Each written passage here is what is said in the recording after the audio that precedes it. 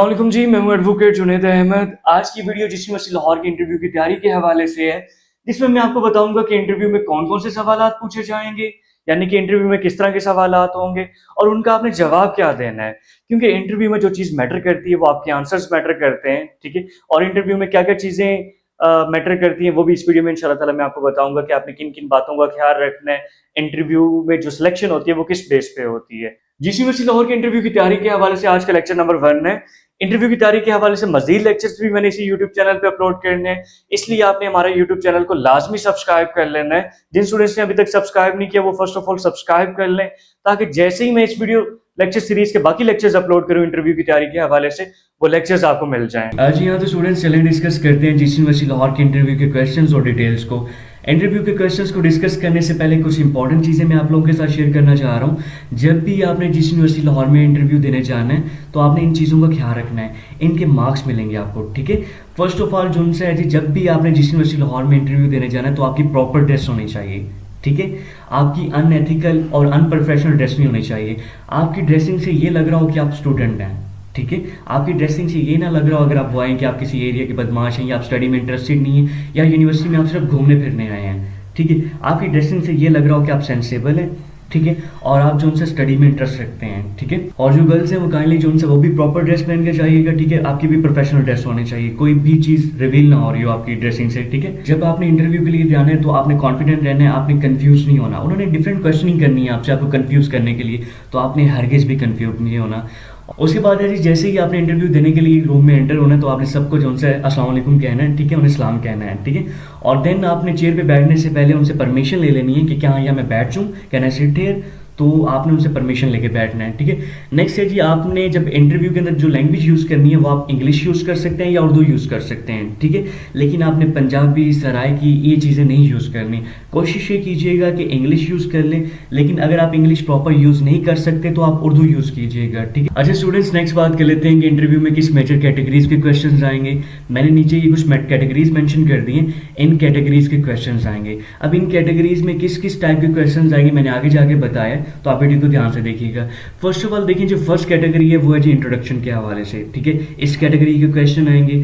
Second है जी personal information category के हवाले से क्वेश्चन आएंगे। थर्ड है जी एकेडमिक इंफॉर्मेशन के हवाले से क्वेश्चन आएंगे। फोर्थ है जी करंट इश्यूज की कैटेगरी के हवाले से क्वेश्चन आएंगे। नेक्स्ट क्वेश्चन आएंगे आपका कॉन्फिडेंस और कमिटमेंट चेक करने के लिए कि आप जिस लाहौर में स्टडी के लिए कितना कमिटेड हैं और कितने कॉन्फिडेंस हैं। उसके बाद जो उनसे नेक्स्ट आएंगे जी बेसिक जनरल नॉलेज के हवाले से क्वेश्चंस आएंगे और पाकिस्तान रिलेटेड बेसिक क्वेश्चंस आएंगे। इन कैटेगरीज रिलेटेड जो उनसे इंटरव्यू में आपसे क्वेश्चनिंग की जाएगी। अब मैं आगे जाके वन बाय वन करके बताऊंगा कि इंट्रोडक्शन में किस टाइप के क्वेश्चंस पूछे जाएंगे, पर्सनल इंफॉर्मेशन में किस टाइप के क्वेश्चंस पूछे जाएंगे, एकेडमिक इंफॉर्मेशन में, यानी कि इन सब कैटेगरीज में किस किस टाइप के क्वेश्चंस पूछे जाएंगे वो मैं आगे जाके बताता हूँ। अच्छा जी, फर्स्ट कैटेगरी है जी इंट्रोडक्शन की कैटेगरी। इसके अंदर वो आपसे पूछ सकते हैं कि इंट्रोड्यूस योरसेल्फ, कि अपने आप को आप इंट्रोड्यूस करवाएं।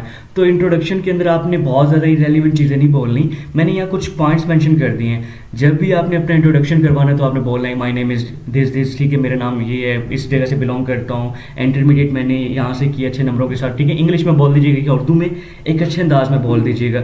मैं जिस वे में बोल रहा हूँ ये जैसे आपको समझाने के लिए बोल रहा हूँ, और अपनी हॉबीज़ बता दीजिएगा। इसके अलावा आप कुछ एक दो पॉइंट्स और भी ऐड कर सकते हैं। नेक्स्ट कैटेगरी है जी पर्सनल इन्फॉर्मेशन के हवाले से।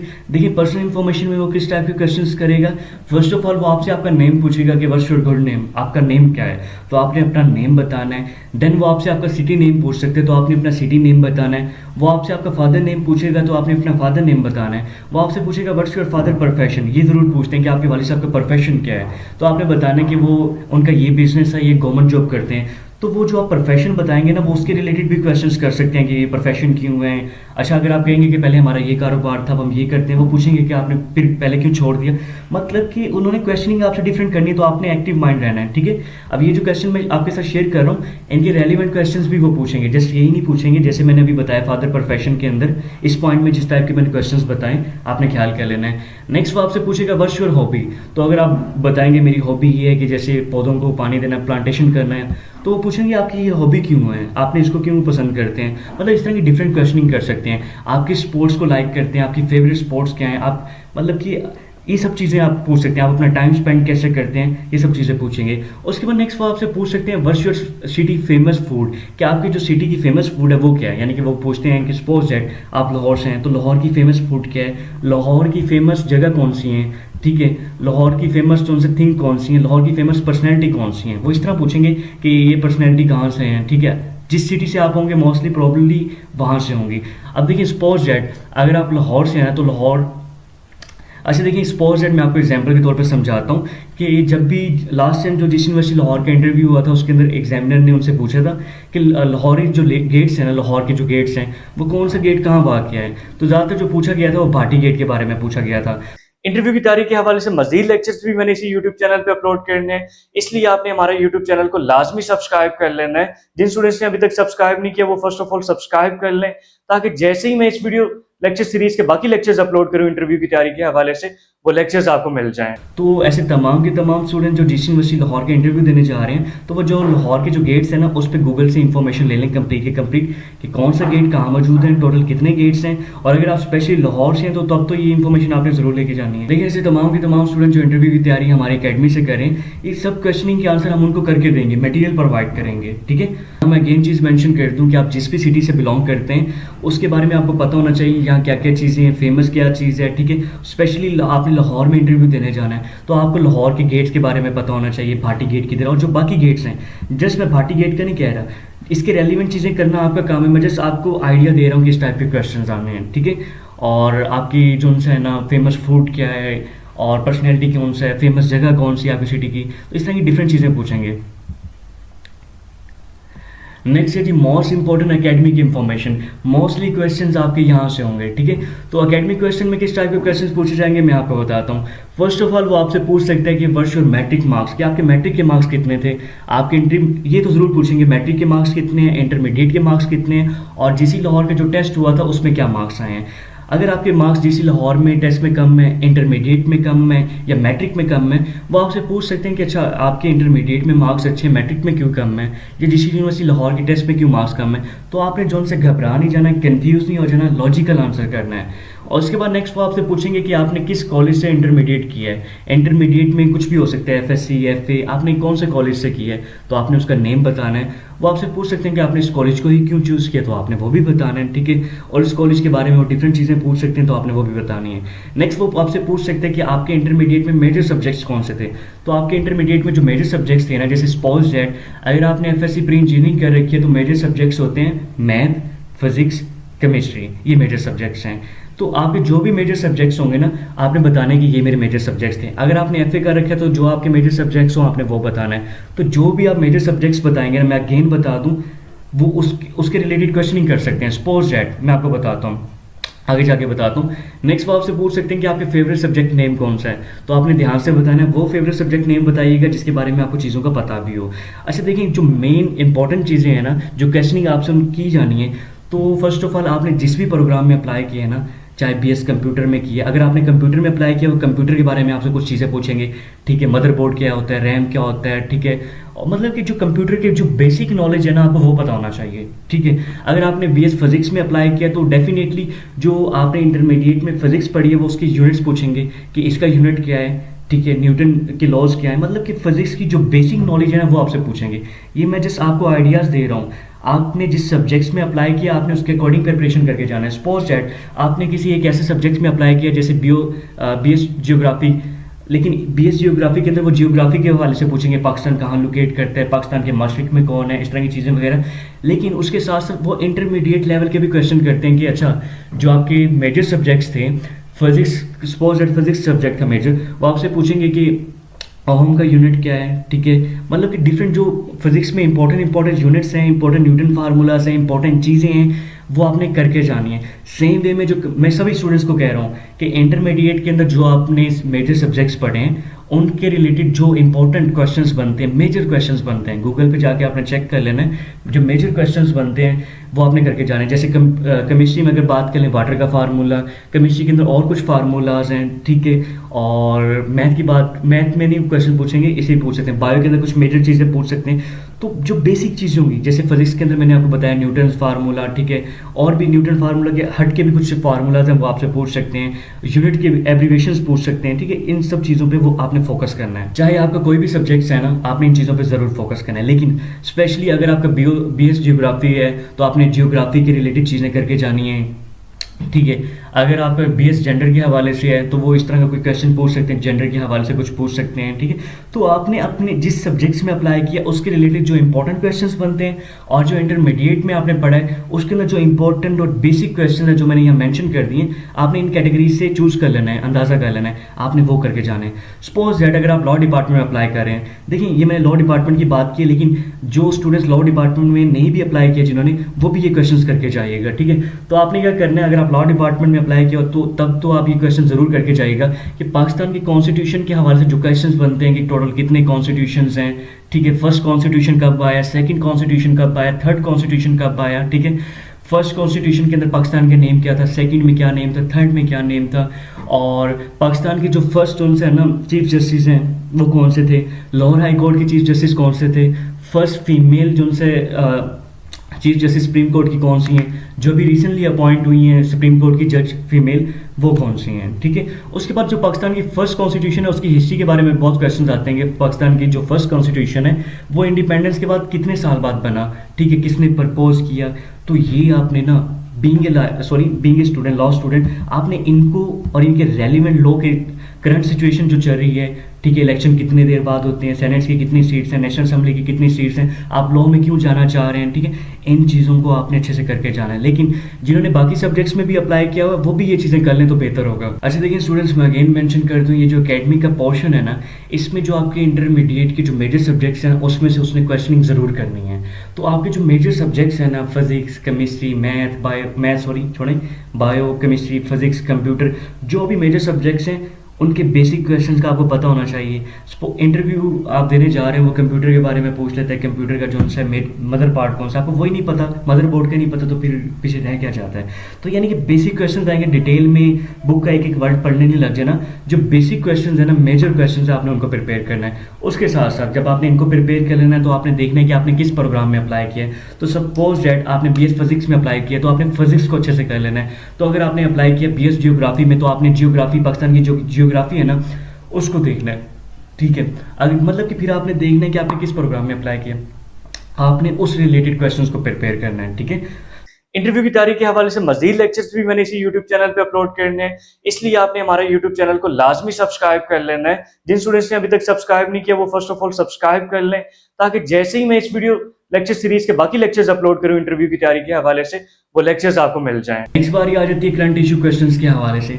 देखिए इस पोर्शन में कुछ इस तरह के क्वेश्चंस आएंगे। फर्स्ट ऑफ ऑल जितने भी करंट इश्यूज चल रहे हैं ना, जितने भी करंट इश्यूज चल रहे हैं, चाहे वो स्पोर्ट्स के बारे में, चाहे वो कॉन्स्टिट्यूशन के बारे में, चाहे वो जो उनसे कोई भी इशू चल रहा है, करंट इशू चल रहा है, इलेक्शन हो, तो आपने उसको अच्छे तरीके से देख के जाना है।